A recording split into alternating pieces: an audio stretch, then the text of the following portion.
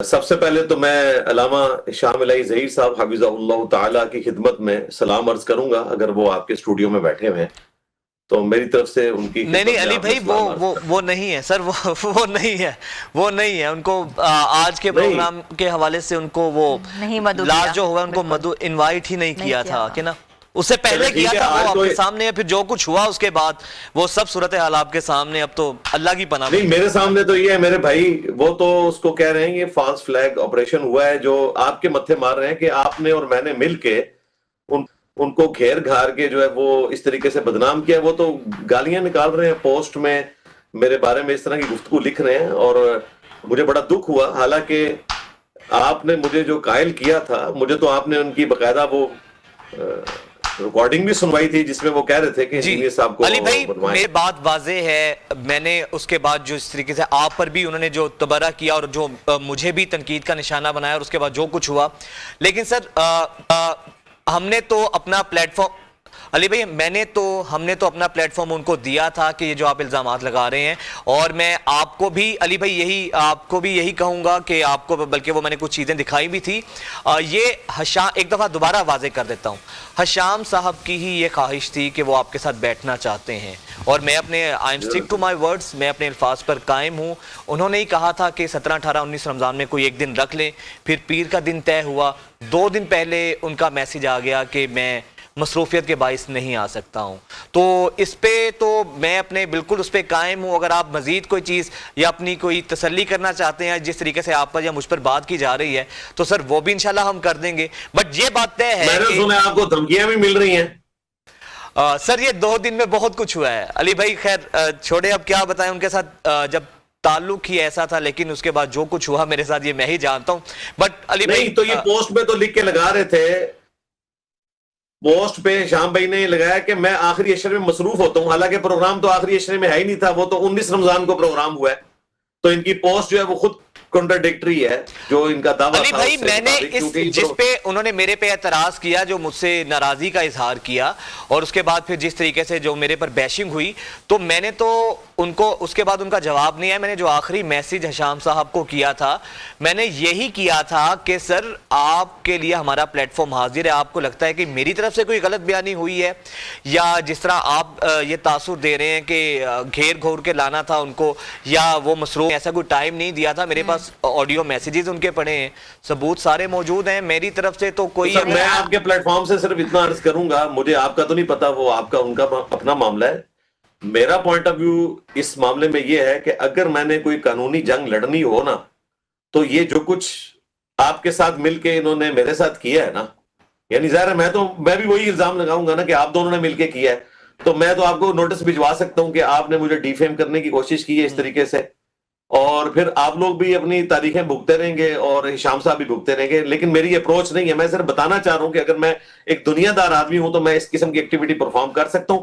بہرحال میں آخر میں آپ کے پلیٹ فارم سے یہی دعوت دوں گا کہ عید کے بعد جب شیطان آزاد ہو جائے گا اور اس وقت مزید مشکلات ہو جائیں گی، اس کے باوجود میں ان مشکلات کو فیس کرنے کے لیے تیار ہوں کہ اگر آپ اپنے پلیٹ فارم پہ ان کو بلانا چاہیں، ہشام صاحب کو جو ان کی خواہش تھی، تو وہ کوئی مسئلہ نہیں ہے. رمضان کے بعد روزوں کی بھی قضا ہو جاتی ہے، تو اس پروگرام کی بھی بالکل قضا ہو ٹھیک ہے. جاتی ہے. علی بھائی بالکل ٹھیک. انجینئر صاحب آپ کو لوگ سننا چاہتے ہیں، آپ سے رہنمائی لینا چاہتے ہیں. یہ تو ٹاپک گیا جو گیا، گون از گون. بٹ ٹھیک ہے، میں چلیں آپ کے اس بات کا جواب دیتا ہوں. آپ بھائی ہیں ہمارے، بہت معزز ہیں میرے لیے. میں آپ کے پروگرام میں مطلب کہ میں ساتھ ہوتی ہوں تو مجھے بڑا اچھا لگتا ہے، کیونکہ آپ کی جو بات ہوتی ہے وہ کوئی بہت اوتھینٹک ہوتی ہے، اسے ہم ریلیٹ کر سکتے ہیں. جزاک اللہ خیرہ. چلیں آج کے ٹاپک کی طرف آتے ہیں جو آپ نے مجھ سے سوال پوچھا. خواتین کے حقوق کے حوالے سے، حقوق لباد کی جہاں بات کر رہی ہیں وہاں خواتین کے حقوق بھی بہت معنی رکھتے ہیں. میں سب سے پہلے آپ سے پوچھنا چاہ رہی ہوں، وہ تمام بیٹیاں، وہ مائیں، وہ بہنیں جو کہ سالوں سال بیٹھی رہتی ہیں ملک میں اور اپنے ہسبینڈز کا انتظار کر رہی ہوتی ہیں، اور وہ کتنے سال جو ہے اسی یہی راہ دیکھ رہی ہوتی ہیں کہ وہ آئیں گے، تو ان کے کیا حقوق ہیں؟ کیا کہتا ہے اسلام ان کے بارے میں؟ دیکھیں، پہلے جو وہ وجاد بھائی نے سوال کیا تھا میں اس کو ایڈریس کروں. میں اس سوال کو انشاءاللہ ایڈریس کرتا ہوں. وجاد بھائی نے بالکل صحیح چیز ہائی لائٹ کی ہے کہ لوگوں میں یہ جو مسکنسیپشن مشہور ہو گئی ہے اور یہ تصویر کا ایک رخ پیش کیا جاتا ہے کہ جی اللہ تعالیٰ حقوق اللہ معاف کر دے گا، حقوق العباد کا معاملہ بڑا سخت ہے. یہ تصویر کا ایک رخ ہے. دوسرا رخ یہ ہے کہ ایک واحد گناہ جو اللہ نے معاف نہیں کرنا اس کا تعلق حقوق اللہ سے ہے اور وہ ہے شرک. بالکل. قرآن پاک میں 2 دفعہ کیٹاگوریکلی آیا, سورہ النساء کی آیت نمبر 48 میں 116 میں, ان اللہ لا یغفر ان یشرک بہ ویغفر ما دون ذلک لمن یشاء, بے شک اللہ تعالیٰ اس گناہ کو کبھی معاف نہیں کرے گا کہ کوئی شخص دنیا میں اس حال سے اللہ کے حضور قیامت والے دن پیش ہوا کہ اس نے دنیا میں شرک کیا ہوا, اس کے سوا جتنے گناہ ہیں وہ جس کے لیے چاہے گا معاف کر دے گا. یا دوسری چیز ہے وہ سنن نبی داؤد میں آیا کہ اللہ تعالیٰ 2 چیزیں معاف نہیں کرے گا, ایک شرک ہے اور دوسرا ایک مؤمن کا قتل ناحق. یعنی حقوق اللہ میں توحید کا معاملہ سینسٹیو ہے اور حقوق العباد میں حرمت جان کا معاملہ سینسٹیو ہے. یہ دونوں ناقابل معافی جرائم ہیں. بالکل. باقی جرائم میں ظاہر توبہ کی گنجائش موجود ہے, دنیا میں توبہ کر لیں, اس میں بھی دنیا میں توبہ کر لیں. تو سورۃ الفرقان میں اللہ تعالیٰ نے فرمایا اگر کوئی شرک سے, بدکاری سے, بے حیائی کے کاموں سے اور قتل ناحق سے بھی دنیا میں توبہ کر لے گا, ہم اس کے گناہوں کو بھی نیکیوں سے بدل دیں گے. اللہ تعالیٰ ایسے ان کی توبہ قبول کرنے والا ہے. لیکن آخرت میں اگر کوئی بغیر توبہ کے چلا گیا تو اس کے لیے معاملہ سینسٹیو ہے. باقی تصویر کا یہ والا رخ بالکل درست ہے کہ حقوق العباد کا معاملہ زیادہ سینسٹیو ہے ایز کمپیئر ٹو حقوق اللہ کے. لیکن میں اس کو یوں دیکھتا ہوں کہ حقوق العباد بھی تو اللہ ہی کے بتائے ہوئے ہیں نا, یہ اللہ نے حکم دیا ہے وَقَضَىٰ رَبُّكَ أَلَّا تَعْبُدُوا إِلَّا إِيَّاهُ وَبِالْوَالِدَيْنِ إِحْسَانًا. تمہارے رب نے یہ بات طے کر دی تھی بنی اسرائیل کے لیے بھی 10 کمانڈمنٹس میں, تمہارے لیے بھی, کہ مت پوجنا کسی کو سوائے اس کے, اور والدین کے ساتھ اس نے سلوک کرنا. اگر وہ دونوں یا دونوں میں سے کوئی ایک بڑھاپے کی حالت میں تمہارے پاس پہنچ جائیں تو ان کو اف تک بھی نہ کہنا, اپنے کندھے ان کے سامنے عاجزی کے طور پر جھکا کے رکھنا اور ان کے حق میں دعا کرنا, رب ارحمہما کما ربیانی صغیرا, اے رب ان دونوں پر رحم فرما جس طرح بچپن میں انہوں نے مجھے پالا تھا. تو ماں باپ کے ساتھ اس نے سلوک کا حکم بھی اللہ ہی نے دیا ہے. بیوی بچوں کے حقوق پورے کرنے کا حکم بھی اللہ نے دیا. جو ہماری یہ سسٹر نے سوال کیا, بڑا ویلڈ سوال ہے کہ قرآن پاک میں اللہ تعالیٰ نے مرد کو اگر عورتوں کے اوپر حکمران کے طور پر بنایا ہے تو اس لیے نہیں کہ وہ ان کو غلام بنائیں گے, اس اعتبار سے کہ وہ ان کی رسپانسبلٹی ہے. اور قرآن میں آیا ہے کہ ان کا خرچہ بیوی بچوں کا مرد نے اٹھانا ہے. یہ بڑا سینسٹیو معاملہ ہے. بخاری مسلم میں آیا کہ تم میں سے ہر شخص نگہبان ہے, اس سے اس کے سب آرڈینیٹس کے بارے میں پوچھا جائے گا.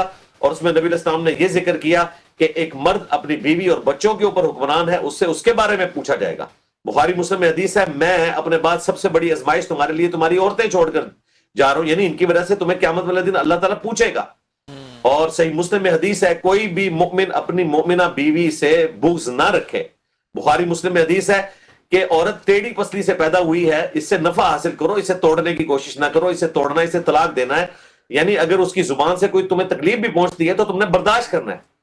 تو یہاں پر مردوں کا ایٹیچیوڈ یہ ہے کہ وہ عورتوں کو غلام بنا کے رکھتے ہیں.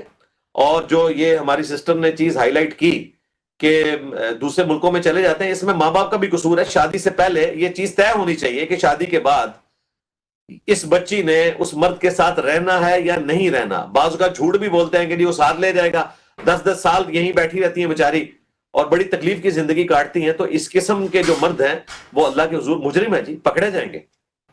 بے شک بے شک. بالکل. اچھا علی بھائی, پھر دوسری بات یہ بھی بتائیے گا, کیا یہ ممکن ہے کہ حقوق اللہ ایک شخص ادا نہیں کر رہا, بالکل بھی نمازوں سے غافل ہے, اس کے علاوہ جو بھی اللہ تعالیٰ کے احکامات ہیں, اور وہ حقوق العباد پہ منوان اسی طرح عمل کر رہا ہو موجودہ حالات کے اندر یا جو بھی ہے, یہ چیز کتنی انٹر لنکڈ ہے آپس میں؟ کیا اس طرح ممکن ہے کہ حقوق اللہ تو بالکل وہ نگلیکٹ کر رہا ہے لیکن حقوق العباد پہ بالکل وہ اسی اسپرٹ کے ساتھ چل رہا ہو جس کا اللہ تعالیٰ نے حکم دیا ہے؟ جی اس طرح کا ہم نے دیکھا ہے ایٹیچیوڈ لوگوں کا, لیکن بہت کم دیکھا ہے. اس کے الٹ ضرور دیکھا ہے کہ حقوق اللہ بڑے اچھے طریقے سے لوگ پورے کر رہے ہیں, لیکن وہ اپنے گھر والوں کے لیے وبال بنے ہوئے ہیں. جامع ترمذی میں حدیث ہے, تم میں سب سے بہتر وہ ہے جو اپنے گھر والوں کے لیے اچھا ہو. ہم نے کئی دیندار کو دیکھا ہے, دینی پیشواؤں کو دیکھا ہے کہ باہر لوگ ان کے ہاتھ چوم رہے ہوتے ہیں, بڑی وہ آسن طریقے سے گفتگو کرتے ہیں, لیکن جیسے ہی گھر میں وہ داخل ہوتے ہیں تو بیوی بچے سہم کے سائیڈ پہ ہو جاتے ہیں کہ یہ فرعون اب گھر میں داخل ہو گیا, اور وہ باہر کا غصہ آ کے اپنے بیوی بچوں کے اوپر نکالتے ہیں. تو بڑا دکھ ہوتا ہے. ہم تک تو چونکہ اس طرح کی ساری چیزیں معاشرے کی پہنچتی رہتی ہیں, تو میں نے تو اوورال یہ ایٹیچیوڈ دیکھا ہے. رہا یہ معاملہ کہ حقوق اللہ کو ہلکا جاننا, تو وہ بھی غلط بات ہے. آپ دیکھیں نماز کے معاملے میں تو بڑی سختی ہے. قرآن میں آیا وَأَقِيمُوا الصَّلَاةَ وَلَا تَكُونُوا مِنَ الْمُشْرِكِينَ, نماز قائم کرنا, مشرک نہ ہو جانا. اور صحیح مسلم میں حدیث ہے, بندے کے کفر اور ایمان, شرک اور اسلام کے درمیان فرق جو ہے وہ نماز ہے. لیکن صحیح مسلم میں یہ حدیث ہے, نبی الاسلام نے صحابہ سے پوچھا جانتے ہو مفلس کون ہے؟ صحابہ نے کہا ہم تو مفلس اسی کو سمجھتے ہیں جس کے پاس دنیا کا مال و متاع نہ ہو. تو آپ نے فرمایا کہ میری امت کا مفلس قیامت کے دن وہ ہوگا جو اس حال میں آیا کہ پہاڑوں کے برابر اس کے پاس نیکیاں تھیں, نماز روزہ حج زکوٰۃ کی, لیکن اس حال میں آیا کہ دنیا میں کسی کو مارا, کسی کو پیٹا, کسی کا خون بہایا, کسی کو تکلیف دی. ایک ایک کر کے وہ لوگ نیکیاں لے کے چلے جائیں گے, حتیٰ کہ اس کے پہاڑوں کے برابر نیکیاں نماز روزہ حج زکوٰۃ کی ختم ہو جائیں گی. ابھی بھی کچھ لوگ باقی ہوں گے جن کا بدلہ اس نے دینا ہوگا. تو اللہ تعالیٰ فرمائے گا کہ اب تمہارے گناہ میں اس کے کھاتے میں ڈالوں گا, اور وہ پہاڑوں کے برابر نیکیوں والا نہ صرف نیکیوں سے محروم ہوگا بلکہ گناہوں کے سبب وہ جہنم میں اونا منہ کر کے ڈال دیا جائے گا. پھر نبی علیہ السلام نے فرمایا میری امت کا مفلس یہ شخص ہوگا. علی بھائی دوسری پھر یہ چیز, ایک میں یہ سوال آپ سے کرنے کی اجازت چاہوں گا کہ یہ ترتیب شریعت کی کتنی اہم ہے, ورنہ ہم یہ دیکھتے ہیں کہ باہر تو جس طرح آپ نے بھی بات کی, باہر تو ایک شخص بہت خیرات بانٹ رہا ہوتا ہے, بہت زیادہ لوگوں کے اندر سخاوت کے حوالے سے مشہور ہوتا ہے, لیکن حالت یہ ہوتی ہے گھر کے اندر کہ سگا بھائی جو ہے وہ بیچارہ, اس کی کیا مالی حالت ہوتی ہے, اس کو ضرورت ہوتی ہے, اس کا پتہ ہی نہیں ہے, یا اپنے بہنوں سے ناراض ہے, بہنوں کا حق وہ نہیں دے رہا, وراثت میں جو حق ہے. تو یہ کتنی اہم ترتیب ہے کہ بے شک آپ باہر بانٹیں, دنیا کو دیں, لیکن جو شریعت نے ترتیب دی ہے بہن بھائی عزیز اقربا ہمسائے, یہ چیز بھی کتنی اہمیت کی حامل ہے. دیکھیں شریعت نے تو 10 کمانڈمنٹس جو سورہ بنی اسرائیل میں نازل کی ہیں ان میں تو سب سے پہلا حق جو ہے وہ آپ کے قریبی رشتہ داروں کا ہے, ان کے اوپر آپ نے خرچ کرنا ہے. اس میں آپ کے ماں باپ, بیوی بچے, اور اس کے بعد بہن بھائی ہیں. اور بہن بھائی کے اعتبار سے تو آپ کو یہ بھی ایڈوانٹیج حاصل ہے کہ آپ ان کو زکوٰۃ بھی دے سکتے ہیں. زکوٰۃ کا سب سے بہترین مصرف بہن بھائیوں کو زکوٰۃ دینا ہے.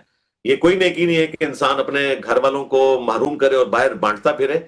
یہ پنجابی میں ہمارے کہا جاتا ہے شریکہ, یعنی جو آپ کے ساتھ شریک ہوتے ہیں نا رشتہ داری کے اندر, وہاں آپ کا جیلسی فیکٹر آتا ہے. اسی لیے آپ دیکھیں کہ لوگ رشتہ داروں کو پھلتا پھولتا نہیں دیکھ سکتے, دوسروں کو دیکھ لیتے ہیں. اسی لیے جو یہ تعویذ دھاگے والا معاملہ ہے وہ بھی رشتہ داروں کی طرف سے ہو رہا ہوتا ہے. جادو ٹونے کا معاملہ بھی رشتہ داروں کے تھرو ہو رہا ہوتا ہے. حسد کرتے ہیں, وہ دوسروں سے حسد نہیں کرتے لیکن رشتہ داروں سے کرتے ہیں. اس لیے قرآن پاک میں اللہ تعالیٰ نے رشتہ داروں کے ساتھ اس نے سلوک کرنے کا کہا. بخاری مسلم میں حدیث ہے, جو شخص یہ چاہتا ہے کہ اس کی عمر دراز کر دی جائے اور اس کے رزق میں اضافہ ہو تو اسے چاہیے اپنے رشتہ داروں کے ساتھ اس نے سلوک کرے. یعنی یہ دو بڑی چیزیں, تقدیر بدلنے والی چیزیں ہیں, انسان کی عمر میں اضافہ اور اس کے رزق میں اضافہ. اور رزق میں صرف دولت نہیں ہے, اچھی صحت بھی ہے, اچھا سٹیٹس بھی ہے, اچھی جاب بھی ہے, اچھا کاروبار بھی ہے, اولاد اچھی بھی فیملی بھی ہے. یہ سب کچھ اللہ تعالیٰ دے گا.